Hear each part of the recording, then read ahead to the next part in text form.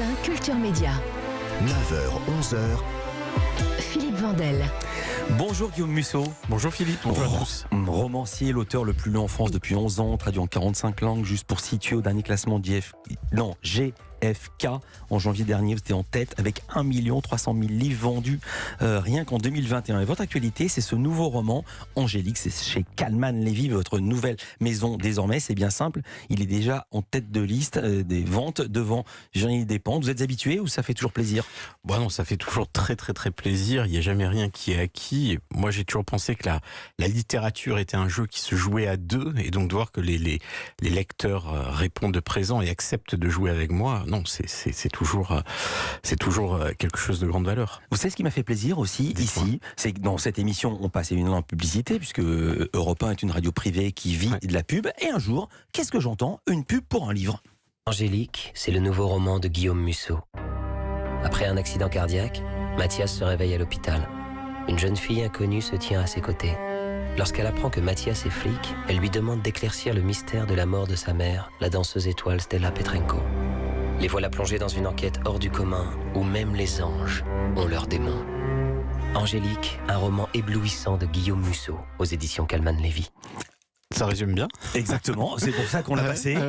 C'est un bon teaser. Vous l'aviez entendu quand même, vous l'aviez validé. Oui, je l'avais entendu. Mais vous l'aviez oublié. Oui, je l'ai même écrit, et j'ai choisi la musique qui est aussi la musique que joue la jeune fille dans le premier chapitre du livre. Alors, la jeune fille, c'est pas Angélique, plutôt. Non. La jeune fille du premier chapitre, donc il y a une fausse piste. Oui. C'est pas Angélique. Et pour la première fois, vous dites, ça qui m'intéresse, que Angélique, elle n'est pas Angélique. Vous dites, pour la première fois, avoir mis en scène une protagoniste peu recommandable. Qui est-elle? J'avais depuis longtemps envie de mettre en scène comme ça un personnage ambigu.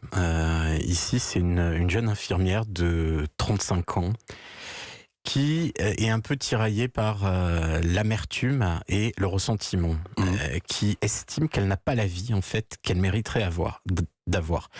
Et donc elle va mettre en place, un jour il y a une fenêtre s'ouvre et elle a la possibilité comme ça de faire quelque chose pour avoir la vie qu'elle rêve. Je vous laisse raconter, et je vous vois un petit peu en difficulté parce que vous voulez à la fois raconter et pas spoiler. C'est toujours et le comme moi je l'ai problème lu, je sais ce qu'elle va faire.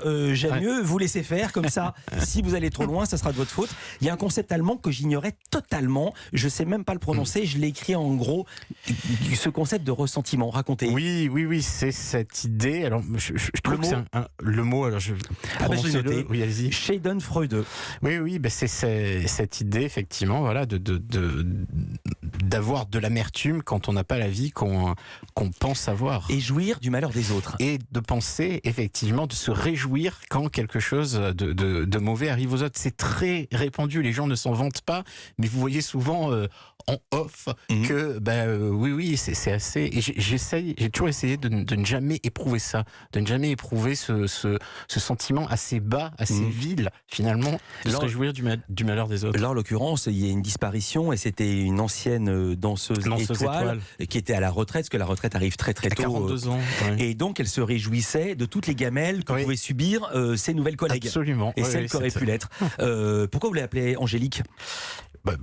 Angélique parce qu'elle n'est pas Angélique. Et il y avait cette idée de voir ce personnage glisser un petit peu vers le mal, tout en étant quand même en empathie avec elle. Parce que quand on lit le roman, ce qui m'a assez surpris, c'est que les lecteurs l'aiment bien. En séance de moi j'ai beaucoup aimé. Les gens elle est disent très sympathique. On l'aime, Angélique. On est avec elle. Il y a plein de manières de qualifier les thrillers et les polars, mais on a envie des fois que la personne se fasse arrêter, et là on a envie qu'elle s'en sorte. Absolument. On a envie qu'elle s'en sorte. Au passage, je vais faire le nomastique, le nom du héros, Mathias Taillefer, c'est un hommage à votre attaché de presse? Alors c'est à la fois un petit clin d'œil à mon attaché de presse. Je vais citer Valérie Taillefer, qui travaille pour les éditions Calman Levy. Et c'est aussi, quand j'étais petit, pendant 10 ans, je passais mes vacances avec mes parents en Isère. Il y a le massif du Taillefer. D'accord. Et j'ai toujours trouvé que ce nom était assez... que c'était un nom de personnage de roman. Voilà. Il y a de l'humour dans ce livre. Il y a des choses qui m'ont fait marrer. Par exemple, il y en a un qui dit à l'autre, je vais te donner un conseil, tourne la page.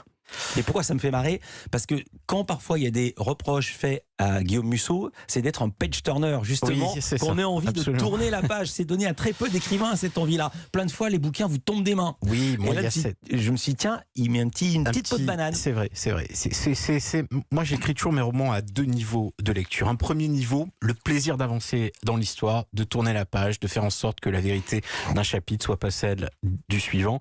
Et un deuxième niveau qui est d'aborder, voilà, certains thèmes un petit peu plus lourds, mais de manière ludique toujours. On va parler musique avec Stéphanie Loire, mais ça ne sera pas du violoncelle. C'est le retour des simples d'esprit, les Simple Minds. Simple Minds, Culture Média continue. On est avec Guillaume Musso.